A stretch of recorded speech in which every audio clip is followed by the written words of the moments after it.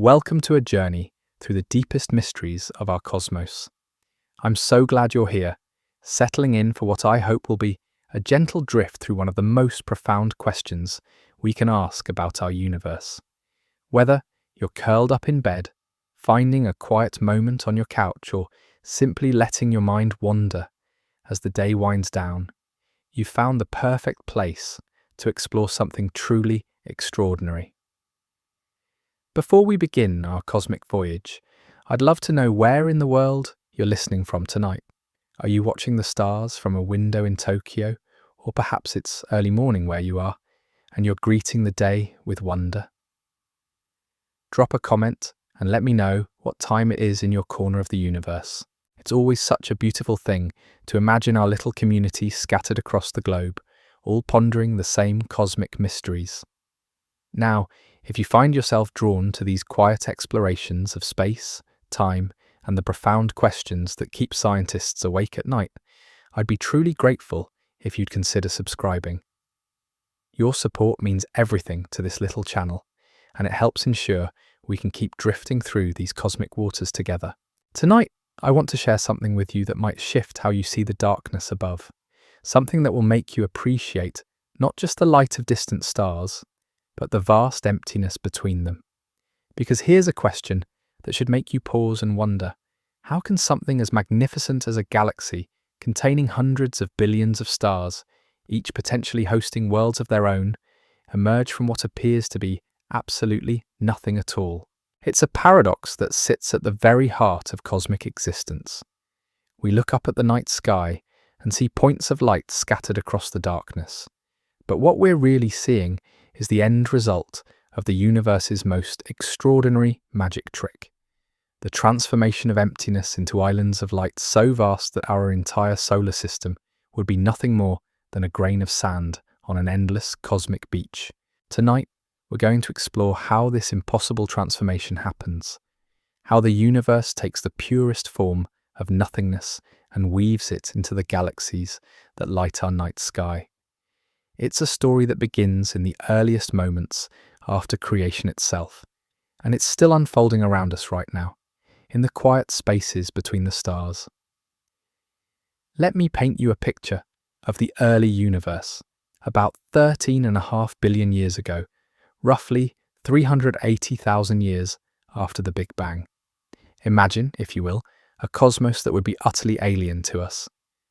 No stars pierce the darkness. No galaxies spiral through space.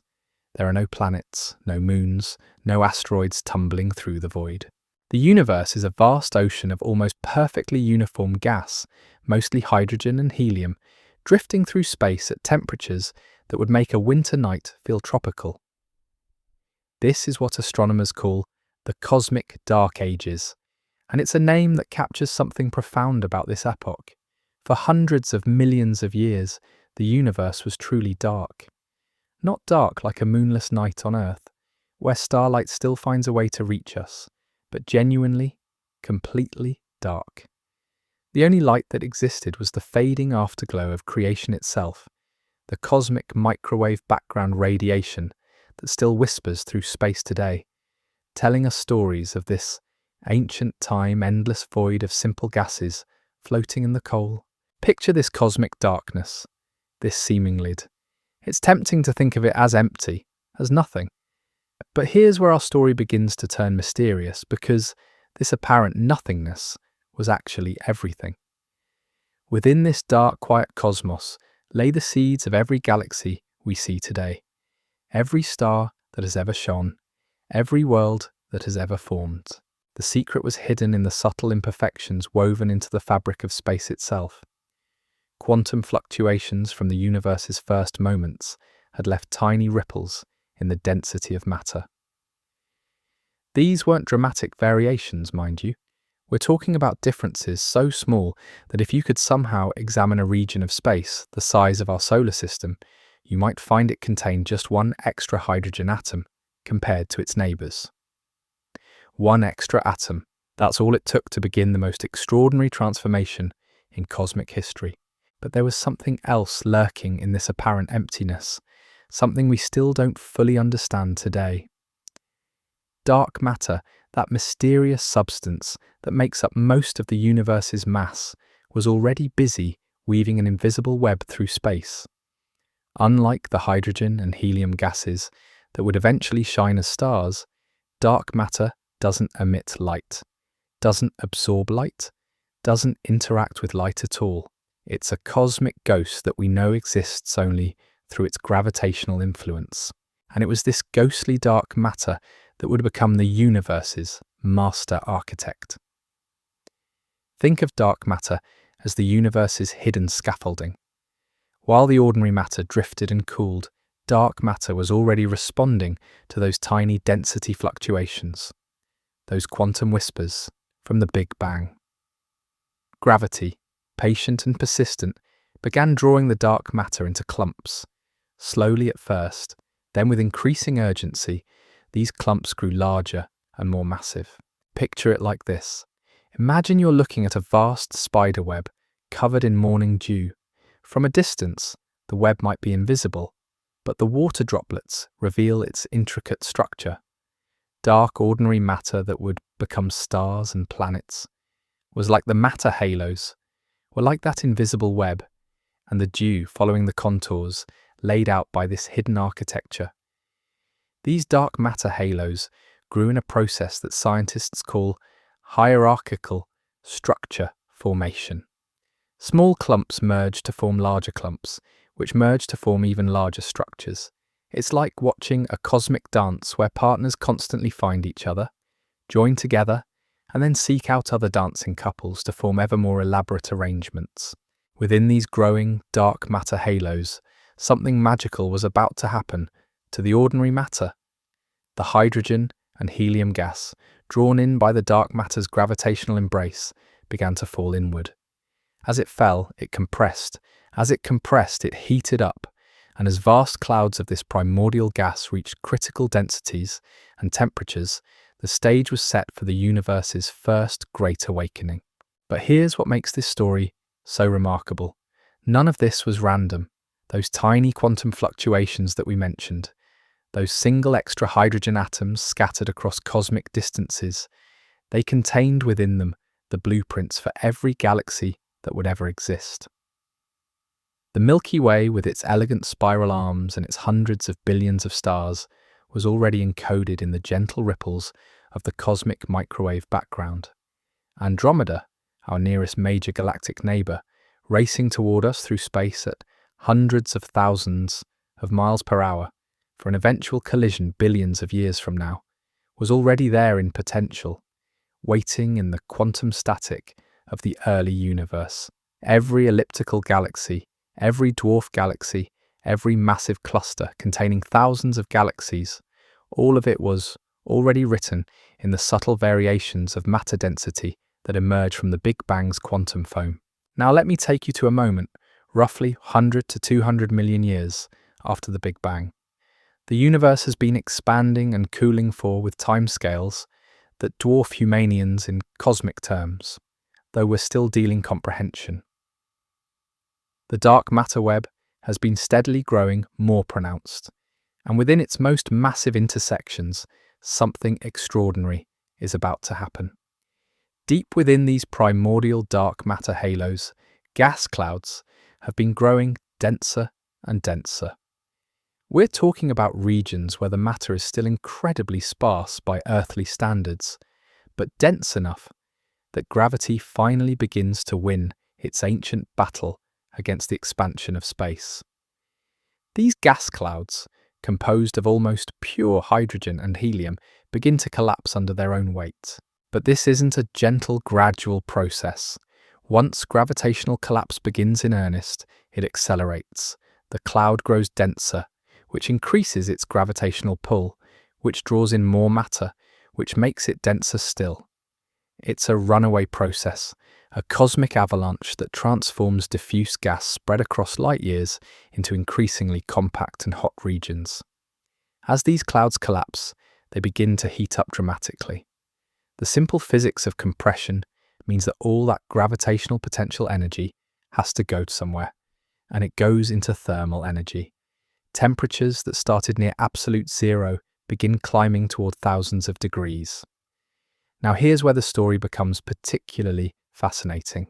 These primordial gas clouds faced a challenge that doesn't exist in the modern universe. Today, when gas clouds collapse to form stars, they can cool efficiently because they contain heavy elements, what astronomers call metals. These elements, forged in the nuclear furnaces of earlier generations of stars, act like cosmic refrigerators, radiating away heat and allowing the gas to continue collapsing. But the first gas clouds contained almost no heavy elements. They had only the hydrogen, helium, and trace amounts of lithium and beryllium that were created in the Big Bang itself. Without efficient cooling mechanisms, these clouds had to find other ways to shed their thermal energy. The solution came in the form of molecular hydrogen, HO2.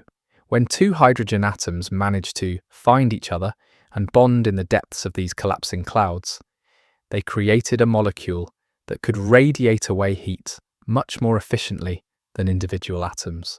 It wasn't as effective as the metal-rich cooling we see today, but it was enough. Slowly, over millions of years, regions within these gas clouds managed to cool and condense further. The most massive parts of the clouds, typically weighing in at hundreds of times the mass of our Sun, finally reached the critical conditions needed for nuclear fusion to begin.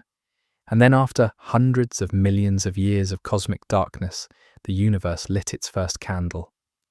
These first stars were unlike anything we see in the modern cosmos. They were massive, perhaps 50 to 100 times the mass of our Sun, burning incredibly hot and bright. If you could somehow transport yourself to witness one of these primordial giants, it would appear as a brilliant blue-white beacon, radiating energy at a rate that would make our Sun look like a dying ember. But these stellar giants were also tragically short-lived. The same massive size that made them burn so brilliantly also sealed their fate. While our Sun will shine for roughly 10 billion years, these first stars exhausted their nuclear fuel in just a few million years. They lived fast, died young, and in their death throes, they fundamentally transformed the universe. When these massive first stars reached the end of their brief lives, they didn't fade away quietly like smaller stars do. Instead, they exploded as supernovae with energies that are almost impossible to comprehend. These explosions were so powerful that they could be seen across vast distances, briefly outshining entire regions of the early universe. But more importantly, these supernovae did something that changed everything. They forged and dispersed the first heavy elements.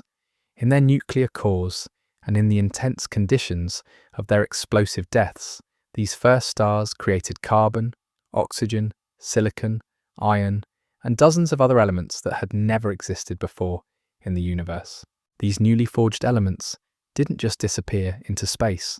The supernova explosions launched them outward at tremendous speeds, creating shockwaves that swept through the surrounding gas clouds. These shockwaves heated and enriched vast regions of space, fundamentally altering the conditions for the next generation of star formation. Suddenly, gas clouds had access to those efficient cooling mechanisms we mentioned earlier. The presence of even tiny amounts of heavy elements meant that future collapsing clouds could cool more effectively, allowing them to fragment into smaller pieces. This led to the formation of smaller, longer-lived stars, more like the ones we see in the modern universe. This process also meant that the second generation of stars, and all the generations that followed, would be born with the raw materials needed to form rocky planets. The carbon in our bodies, the oxygen we breathe, the iron in our blood, all of it was forged in the nuclear furnaces of these first massive stars and scattered across the cosmos by their explosive deaths. In a very real sense, we are made of star stuff, but not just any star stuff. We are made of the enriched ashes of the universe's very first stellar generation, the massive giants that broke the cosmic darkness and began the long process of chemical evolution that would eventually make life possible. But our story of galactic birth is just beginning. Those first stars were scattered across the universe, isolated beacons burning alone in the vast darkness. The formation of true galaxies, those magnificent island universes we see today, required something more. It required these early stars and their enriched surroundings to come together in ever more complex gravitational dances, and it required another mysterious actor to step onto the cosmic stage, something that would prove to be just as important as dark matter in shaping the galaxies we know today, something that lurks at the heart of nearly every major galaxy in the universe, including our own. The universe was about to discover the transformative power of supermassive black holes. As we drift deeper into our cosmic story, we encounter one of the most fascinating puzzles in modern astronomy. Recent observations from the James Webb Space Telescope have revealed something that has left scientists both amazed and puzzled: supermassive black holes that existed when the universe was less than 1 billion years old, some containing millions or even billions of times the mass of our Sun. This discovery is like finding a fully grown oak tree in what you thought was a freshly planted garden. How did these cosmic monsters grow so large so quickly in a universe that was still in its relative infancy? The answer to this question is reshaping our understanding of how galaxies form, because it turns out that these supermassive black holes weren't just passengers along for the ride of galactic evolution. They were active participants, cosmic sculptors helping to shape the very galaxies that hosted them. Let me paint you a picture of what happens when one of these early supermassive black holes begins to feed. Imagine a cosmic whirlpool drawing in gas and dust from its surroundings. As this material spirals inward, it forms what astronomers call an accretion disk, a flattened, rotating structure that glows with intense heat generated by friction and gravitational compression. But here's what makes this process truly extraordinary. As matter falls toward the black hole's event horizon, it doesn't all disappear quietly into the abyss. Instead, some of it gets accelerated to incredible speeds and launched outward in powerful jets of plasma and radiation. These jets can extend for hundreds of thousands of light years, far beyond the boundaries of the galaxy itself.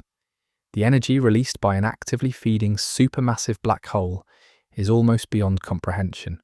A single one of these cosmic engines can outshine all the hundreds of billions of stars in its host galaxy combined. The radiation pressure alone is enough to blow gas and dust out of the galaxy entirely, creating vast bubbles of heated material that can be detected by our most sensitive telescopes. This process, which astronomers call active galactic nucleus feedback, or AGN feedback, has profound consequences for galaxy formation. When a supermassive black hole begins feeding voraciously, it can effectively shut down star formation across its entire galaxy by heating up or expelling the very gas that would otherwise condense into new stars. It's a cosmic thermostat regulating the growth of its host galaxy. Too much star formation means more gas falling toward the center, which feeds the black hole and increases its activity, which then suppresses further star formation. It's an elegant feedback loop that helps explain why galaxies don't simply convert all their available gas into stars, but the influence of supermassive black holes extends far beyond their immediate galactic neighborhoods. Those powerful jets we mentioned earlier plow through the space between galaxies, heating up the intergalactic medium and affecting the formation of entirely separate galactic systems. In galaxy clusters, the most massive gravitationally bound structures in the universe, the central supermassive black holes act like cosmic air conditioners, preventing the vast reservoirs of hot gas from cooling and forming new stars. This discovery has revolutionized our understanding of the cosmic web itself, that vast network of dark matter filaments that connects galaxies across billions of light years. We now know that supermassive black holes help regulate the flow of matter along these filaments, creating a kind of cosmic circulatory system where energy and matter flow in complex patterns across the observable universe. Recent observations have revealed another surprising aspect of early galaxy formation. Many of the galaxies that appeared extraordinarily massive in the first Webb telescope images actually owe much of their brightness not to stars but to these actively feeding supermassive black holes. What astronomers initially thought were galaxies packed with more stars than should have been possible turned out to be more normal galaxies hosting incredibly luminous black holes at their centers. These discoveries paint a picture of the early universe as a much more dynamic and interconnected place than we previously imagined. Rather than galaxies forming in isolation, growing slowly through the steady accretion of gas and the gradual formation of stars, we see a cosmos where supermassive black holes and their host galaxies grew up together, each influencing the other in an intricate cosmic dance. This symbiotic relationship between black holes and galaxies helps explain one of the most beautiful regularities we observe in the modern universe: the correlation between the mass of a galaxy's central black hole and the mass of its bulge of stars. Somehow, across billions of years of evolution, these two components have maintained a precise relationship, as if they've been in constant communication about how fast each should grow. The implications are profound. It suggests that the formation of structure in the universe isn't just a bottom-up process, where small things merge to form larger things. Instead, it's a complex interplay between gravitational collapse, stellar feedback, black hole activity, and the large-scale flow of matter along the cosmic web. As we continue our journey through cosmic history, we begin to see how these early episodes of rapid black hole growth and intense stellar activity gradually gave way to the more sedate galaxy formation processes we observe in the later universe. The most intense period of cosmic star formation occurred roughly 10 to 12 billion years ago, an epoch that astronomers call cosmic noon. During this remarkable period, the universe was forming stars at a rate nearly 10 times higher than it does today. Galaxies were more compact, more turbulent, and more actively engaged in the violent processes of growth and evolution. It was during this cosmic noon that many of the massive galaxies we see today, including the predecessors of our own Milky Way, assembled much of their stellar mass. But even as we begin to understand these dramatic early phases of galactic evolution, we discover that the story is far from over. The universe today continues to form galaxies, continues to birth new stars, and continues to surprise us with the diversity and complexity of the cosmic structures it creates. And perhaps most remarkably, we're beginning to realize that this ongoing process of cosmic evolution isn't just something we observe from the outside. We're part of it. Our solar system, our planet, and we ourselves are active participants in this grand cosmic story of transformation and growth. The journey from cosmic darkness to the light-filled universe we inhabit today isn't just ancient history. It's an ongoing process and, in ways we're only beginning to understand, it continues to shape the cosmic environment that makes our existence possible. But to truly appreciate how remarkable this transformation has been, we need to zoom out and see the bigger picture, to understand how individual galaxies, like our own Milky Way, fit into the vast cosmic web that connects all of space. The gentle mysteries of galactic birth continue to unfold around us, but our cosmic journey has only just begun. Next, we'll explore how these island universes come together to form the largest structures in existence, and discover why the space between galaxies might be just as important as the galaxies themselves. In The Cosmic Web, How Emptiness Shapes Everything, a key documentary for sleep. As we drift further through cosmic time, roughly 2 to 3 billion years after those first stars began to shine, something profound was happening across the universe. The isolated stellar beacons we've been following were no longer content to burn alone in the darkness. Gravity, that patient cosmic matchmaker, was beginning to orchestrate encounters that would transform these scattered lights into the magnificent galactic cities we recognize today. Picture, if you will, Two early protogalaxies approaching each other across the cosmic void. Each is already a collection of perhaps millions of first and second generation stars, bound together by their shared dark matter halo and glowing softly in the endless night. From a distance, they might appear as nothing more than faint smudges of light, but within each system, countless stellar stories are unfolding. The approach takes hundreds of millions of years. These aren't violent cosmic collisions, but rather gentle gravitational embraces that unfold across timescales so vast that, if you could somehow watch the process, it would appear as a slow, elegant dance. The two systems orbit each other in ever-tightening spirals, their gravitational fields beginning to intermingle and reshape the distribution of stars within each galaxy. What happens next is one of the most beautiful processes in all of cosmic evolution. Rather than simply destroying each other, these merging galaxies trigger what astronomers call a starburst event.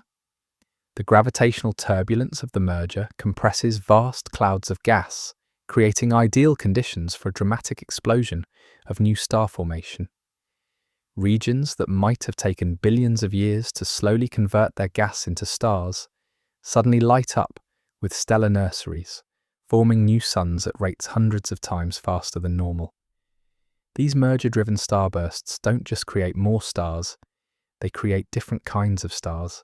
The violent conditions can trigger the formation of massive star clusters, dense collections of thousands or even millions of stars born together in the same cosmic nursery. Some of these clusters become so massive and so tightly bound that they survive for the entire lifetime of their host galaxy, serving as fossil records of these ancient merger events. But perhaps most remarkably, galactic mergers often wake up the supermassive black holes at the centers of the merging systems. As gas gets funneled toward the galactic centers during the merger process, these cosmic giants suddenly have access to vast amounts of fuel. They begin feeding voraciously, growing rapidly in mass and unleashing tremendous amounts of energy that can be seen across cosmic distances. This is how many of the most luminous objects in the early universe, what astronomers call quasars, came to exist. These are galaxies whose central black holes are feeding so actively that they outshine all the stars in their host galaxy combined. They serve as cosmic lighthouses, visible across billions of light years, marking the locations where dramatic galactic mergers are reshaping the universe's structure. Now let me share something that might shift your perspective on our own cosmic neighborhood. The Milky Way galaxy, our home for the past 13.8 billion years, didn't spring into existence fully formed. It too is the product of countless merger events, a cosmic family tree that we're only beginning to trace. Using sophisticated computer simulations and careful observations of the chemical compositions of stars in different parts of our galaxy, astronomers have begun to piece together the Milky Way's merger history.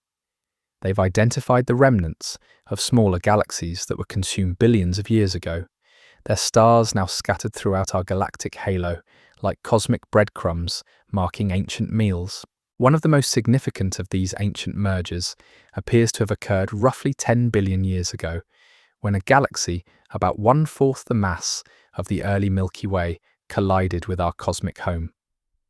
This event, which astronomers have nicknamed the Gaia-Enceladus merger, after the European space mission that helped identify it, fundamentally reshaped our galaxy's structure and may have triggered a major episode of star formation that created many of the stars we see in our galactic thick disk today. But the merger story doesn't end in the distant past. Right now, as you listen to these words, the Milky Way is in the process of consuming several smaller galaxies. The large and small Magellanic Clouds, visible as fuzzy patches in the southern sky, are slowly spiraling inward and will eventually be incorporated into our galaxy's structure. The Sagittarius dwarf galaxy is already in the process of being torn apart by our galaxy's tidal forces, its stars streaming out in long trails that wrap around the Milky Way like cosmic ribbons.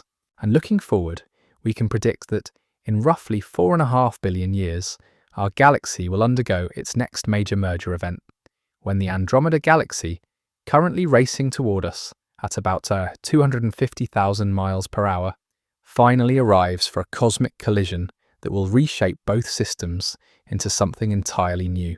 This ongoing process of galactic cannibalism might sound violent, but it's actually quite gentle on the scale of individual stars.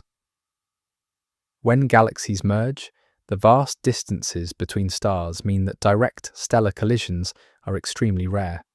Instead, the merger redistributes stars into new orbits, creating new galactic shapes and triggering new episodes of star formation, but leaving most stellar systems intact. Now, as we pull back to view the universe on its grandest scales, something truly magnificent comes into focus. The galaxies we've been following through their birth and adolescence aren't scattered randomly through space. Instead, they're arranged in an intricate pattern that reveals the hidden architecture of the cosmos itself, the cosmic web. Imagine for a moment that you could see dark matter. If you could somehow illuminate this invisible substance that makes up roughly 85% of all matter in the universe, you would witness one of the most beautiful structures in existence, stretching across billions of light years. You would see vast filaments of dark matter connecting galaxies and galaxy clusters in an intricate three-dimensional web that resembles nothing so much as the neural networks in a vast cosmic brain. This cosmic web is the scaffold upon which all visible structure in the universe hangs. Galaxies don't exist in isolation. They're strung along these dark matter highways, like pearls on an invisible string. The densest intersections of this web, where multiple filaments converge, become the sites of massive galaxy clusters containing thousands of individual galaxies bound together by gravity. Between these filaments lie cosmic voids, vast regions where very few galaxies exist.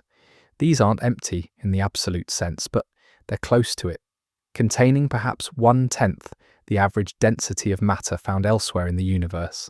Some of these voids are so large that light takes hundreds of millions of years to cross them. If you lived in a galaxy within one of these cosmic bubbles, your view of the universe would be profoundly different from ours, with far fewer neighbouring galaxies visible in your night sky. The cosmic web isn't static.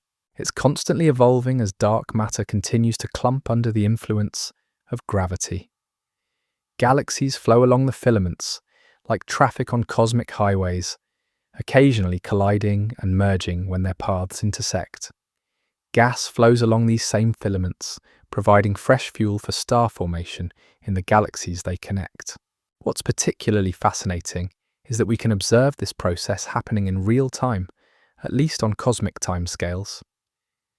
Using powerful telescopes, astronomers have mapped the faint glow of hydrogen gas as it flows along cosmic web filaments, revealing the universe's circulatory system in action. These observations show us that galaxy formation isn't just about what happens within individual dark matter halos, but about how those halos are connected to the larger cosmic environment. The cosmic web also helps us understand why galaxies come in such a remarkable variety of shapes, sizes, and colours. Galaxies that form at the intersections of multiple filaments tend to be more massive and more likely to be shaped like ellipticals, vast collections of older, redder stars arranged in smooth, rounded distributions. These galaxies often show evidence of multiple merger events in their past. They're complex stellar populations telling stories of cosmic encounters stretching back billions of years. In contrast, galaxies that form along single filaments or in less dense regions of the web tend to be more disk-like, with the elegant spiral arms we see in galaxies like our own Milky Way. These systems have experienced fewer major mergers, allowing them to maintain the rotating, flattened structure that gives rise to their beautiful spiral patterns. The cosmic web also influences the rate at which galaxies can form new stars. Galaxies connected to rich filaments have access to fresh supplies of gas flowing in from the cosmic web, thus elongating their star formation over periods. But galaxies that become isolated, either by ending up in cosmic voids or by being stripped of their gas during close encounters with massive neighbours, can find their star formation shutting down as they run out of raw materials. This interplay between environment and evolution means that it is determined Galaxies fated not just by its own properties, but by its cosmic neighbourhood. A galaxy born in a dense cluster environment will evolve very differently from one born in cosmic isolation, even if they started with identical properties. Recent observations have revealed yet another layer of complexity in this cosmic architecture. The gas flowing along cosmic web filaments isn't uniformly distributed. Instead, it shows a complex structure of its own, with denser streams and more diffuse regions. Some of this gas is pristine, unchanged since the Big Bang, while other portions have been enriched by previous generations of stellar evolution. This creates a kind of cosmic recycling system, where matter flows from galaxies back out into the cosmic web through galactic winds and supernova explosions, gets mixed and processed in the intergalactic medium, and then flows back into galaxies along the filaments to fuel new episodes of star formation. It's a circulation pattern that operates on scales from individual galaxies to the largest structures in the universe. The cosmic web is also where we encounter some of the universe's most mysterious components. Dark energy, the force driving the accelerated expansion of space itself, appears to be strongest in the cosmic voids, gradually stretching the web and making the connections between galaxies more tenuous over time. Meanwhile, the dark matter that forms the web's backbone remains one of the greatest unsolved mysteries in physics. Detectable only through its gravitational effects, but stubbornly refusing to reveal as we trace its true nature. Individual streams of matter flowing through this vast cosmic network, we begin to appreciate that galaxy formation isn't just about the transformation of gas into stars. It's about the emergence of complexity from simplicity, the way the universe has learned to create islands of organization within an expanding sea of space and time. Each galaxy represents a victory against entropy, a temporary reversal of the universe's general tendency toward disorder. And yet, paradoxically, these islands of order exist because of the larger patterns of cosmic organization, the way matter has arranged itself into the cosmic web that connects everything to everything else. Standing here on Earth, looking up at the Milky Way, arching across our night sky, we're seeing our local section of this vast cosmic architecture. Every star above us is part of a galaxy that formed within a dark matter halo, connected to neighboring galaxies by invisible filaments stretching across millions of light years, participating in a cosmic dance that began shortly after the universe's birth and continues to this day, but as we'll discover in our continuing journey, is far from random. The patterns this dance we see in galaxy formation and evolution are intimately connected to the deepest principles of physics, to the nature of space and time themselves, and to questions that push the boundaries of human understanding. As we drift through cosmic time, approaching the era when the universe was roughly 3 billion years old, something subtle but transformative was happening in the hearts of galaxies across the cosmos. The first generations of massive stars had lived their brief, brilliant lives and died in spectacular supernovae, but their legacy was just beginning to reshape everything we know about cosmic evolution. Those early stellar explosions had done more than just illuminate the darkness. They had fundamentally altered the chemical composition of the universe itself. What as a cosmos containing only hydrogen, helium, and trace amounts of lithium was now peppered with heavier elements, what astronomers poetically call metals, even though they include familiar substances like carbon, oxygen, and silicon. These metals, dispersed by supernova shockwaves across vast regions of space, began to change the rules of star formation in ways both subtle and profound. Remember those early gas clouds that struggled to cool efficiently, relying on the weak radiation of molecular hydrogen to shed their thermal energy. Now, for the first time in cosmic history, collapsing gas clouds had access to much more efficient cooling mechanisms. Iron atoms could radiate away heat through electronic transitions. Carbon and oxygen began forming simple molecules that could cool gas much more effectively than pure hydrogen alone. Silicon and other heavy elements began condensing into tiny dust grains that absorbed starlight and re-emitted it as infrared radiation, creating cosmic refrigerators scattered throughout the galaxy-forming regions. This chemical enrichment created a cascade of consequences that would reshape the entire future of cosmic evolution. Gas clouds could now cool more rapidly and collapse into smaller, denser fragments. Instead of forming only massive, short-lived stars, the universe could now create a full spectrum of stellar masses, from red dwarfs that would burn for trillions of years to stars like our Sun that could maintain steady nuclear fusion for billions of years. But perhaps most importantly, these heavier elements made possible something that had never existed before in cosmic history: solid matter. For the first time, the universe could form dust grains, rocky asteroids, and eventually terrestrial planets. The stage was being set for the emergence of worlds where liquid water could exist, where complex chemistry could unfold, where life itself might one day take hold. This transition wasn't instant or uniform. Different regions of the universe became metal-enriched at different rates, depending on their history of star formation and supernova activity. Some galaxies, particularly those in dense environments where mergers were common, became enriched relatively quickly. Others, especially smaller systems that struggled to hold onto their gas against the pressure of stellar winds, remained metal poor for much longer. These differences in chemical evolution created a kind of cosmic diversity that we can still observe today. When astronomers look at the oldest stars in our galaxy's halo, they find stellar fossils with chemical compositions that tell stories of the Milky Way's earliest epochs, when metals were so rare that these stars formed from gas clouds containing thousands of times fewer heavy elements than the gas from which our Sun was born.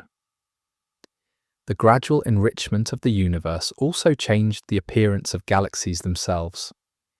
Early galaxies dominated by hot, massive stars would have glowed with an intense blue-white light. But as smaller, longer-lived stars became more common, galaxies began to take on a wider range of colours. Red dwarf stars, too faint to see individually, but numerous enough to dominate the total stellar mass of many galaxies, began to paint the universe in subtler hues.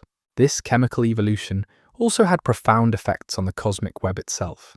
As galaxies became more efficient at forming stars, they also became more efficient at driving galactic winds, powerful outflows of gas and metals that could travel far beyond the galaxy's visible boundaries.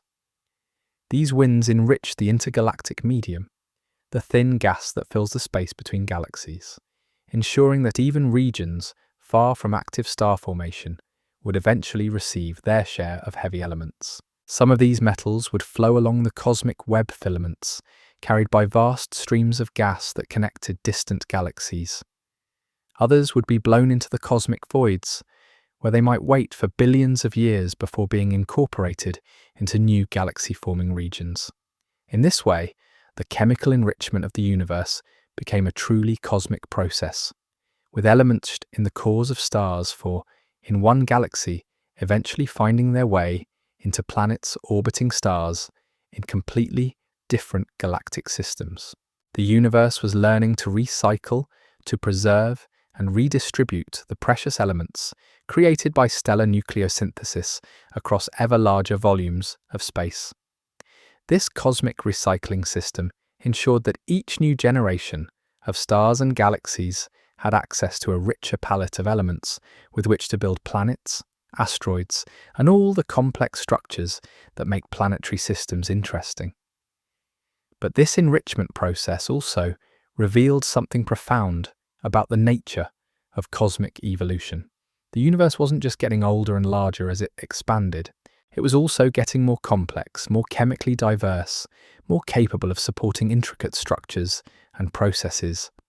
From the simple hydrogen-helium soup of the cosmic dark ages, the universe was gradually transforming itself into a vast chemistry laboratory where increasingly complex reactions could unfold.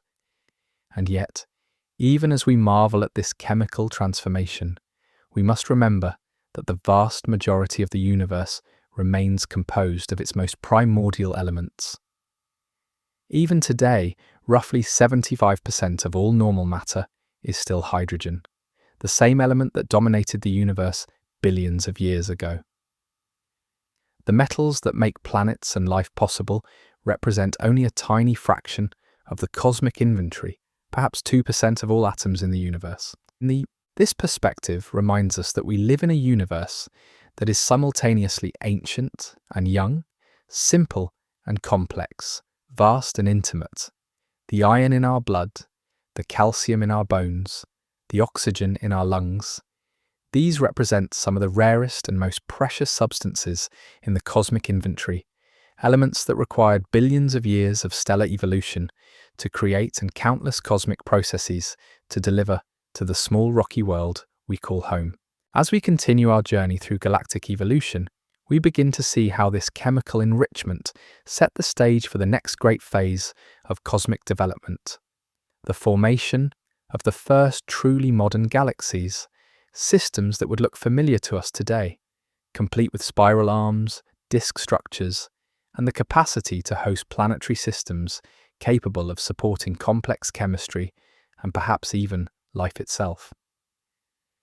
There comes a moment in cosmic history, roughly 1 billion years after the Big Bang, when the universe experienced what can only be described as its greatest awakening.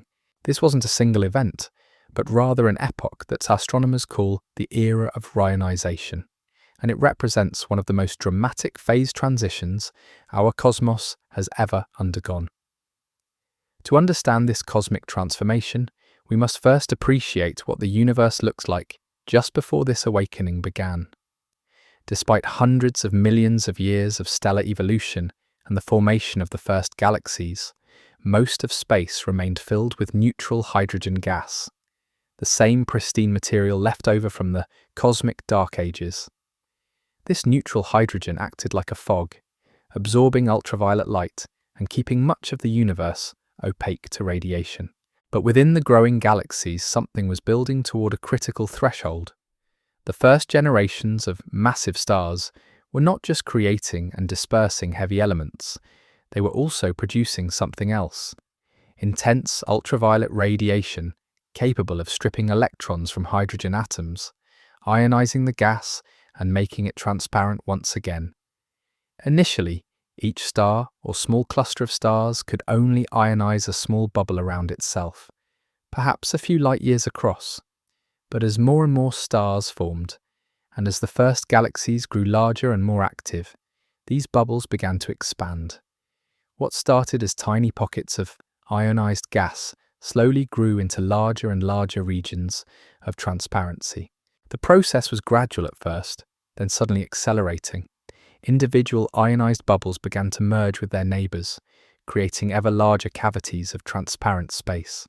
The universe was transforming from opaque to clear, not all at once, but region by region, like morning mist burning away as the sun rises higher in the sky. This transformation wasn't just about transparency. The ionization process heated the intergalactic gas to temperatures of tens of thousands of degrees, fundamentally altering its ability to collapse into new galaxies and stars. Smaller dark matter halos, which might have continued forming dwarf galaxies, suddenly found their gas heated and blown away by the intense radiation field. This cosmic heating created a minimum mass threshold below which new galaxies could no longer form efficiently. The era of reionization also marked the moment when the universe became fully interconnected for the first time. Before this epoch, individual galaxies were largely isolated systems, each evolving within its own local environment. But as the ionized bubbles merged, galaxies found themselves connected by vast networks of hot, ionized gas that could carry energy, metals, and even stellar debris across millions of light years. This cosmic phase transition had profound effects on the evolution of the galaxies themselves. The intense radiation environment of the ionized universe could strip gas from smaller galaxies entirely, effectively shutting down their star formation and leaving them as dim collections of old red stars. Larger galaxies, better able to hold onto their gas against growing the radiation pressure, continue and forming new stars, but even they were affected by the changed conditions around them. What's remarkable is that we can still see evidence of this ancient transformation today. The cosmic microwave background radiation, that faint afterglow of the Big Bang, carries subtle imprints of the ionization process. When the first stars began ionizing the universe around them, they left their signatures in the polarization patterns of this ancient light, creating a fossil record that we can read with our most sensitive instruments. We can also observe ionization by looking at the most distant quasars, those brilliantly luminous galaxies powered by actively feeding supermassive black holes. The light from these distant beacons had to travel through regions of space that were still partially neutral, and the absorption of that light by intervening hydrogen clouds tells us about the patchwork nature of reionization as it unfolded. These observations reveal that reionization wasn't a smooth, uniform process. Instead, it proceeded in fits and starts, with some regions clearing early, while others remained neutral for hundreds of millions of years longer. The universe during this epoch would have resembled Swiss cheese, with ionized bubbles of various sizes scattered throughout a neutral medium that was slowly shrinking as more and more regions were cleared by stellar radiation. By roughly 1 billion years after the Big Bang, the process was essentially complete. The universe had transformed from a dark, neutral, and largely opaque medium into the bright, ionized, and transparent cosmos we observe today.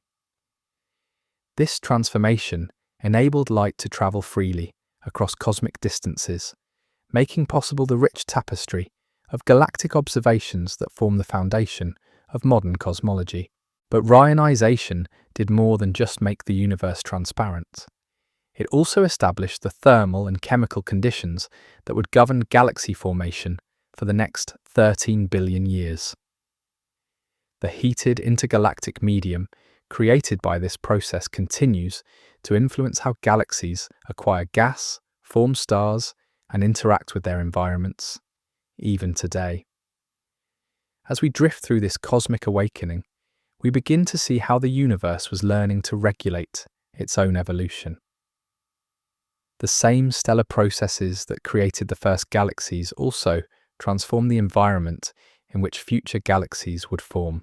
It's a feedback loop of cosmic proportions, where the products of cosmic evolution reshape the conditions for future evolution. This self-regulating aspect of cosmic development hints at something profound about the nature of complexity in the universe.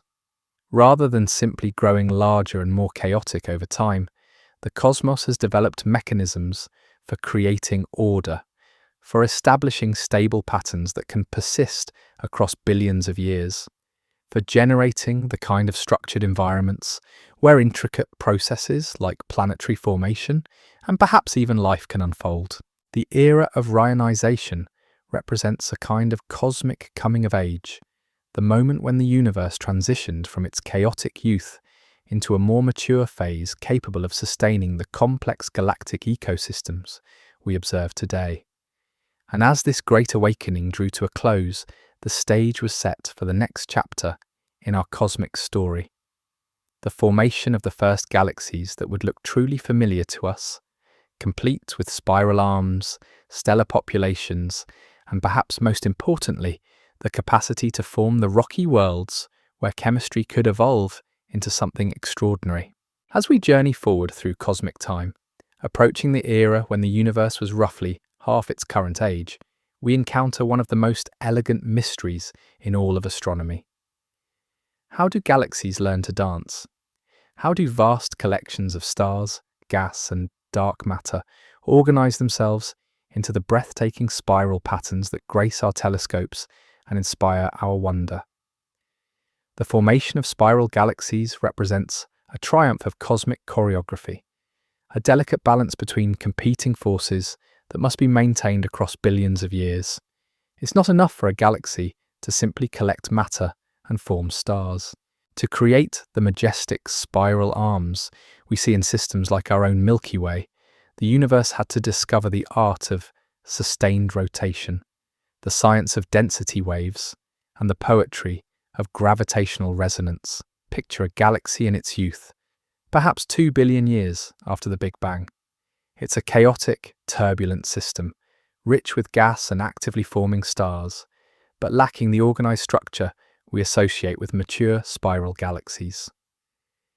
Gas flows inward along irregular paths, stars form in scattered bursts, and the overall shape remains lumpy and asymmetric.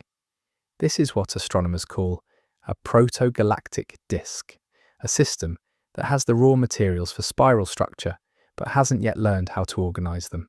The transformation from this chaotic youth to mature spiral structure requires something remarkable: the emergence of persistent waves in the galaxy's gravitational field. These aren't waves like those on the ocean's surface, but rather subtle variations in gravitational strength that sweep around the galaxy like cosmic tides. As these density waves propagate through the galactic disk, they compress the gas they encounter, triggering bursts of star formation that trace out the familiar spiral pattern we observe. And so here we are, having drifted through billions of years of cosmic evolution, witnessing the impossible transformation of quantum whispers into galactic symphonies. From the purest darkness emerged islands of light. From simple gases arose complex architectures.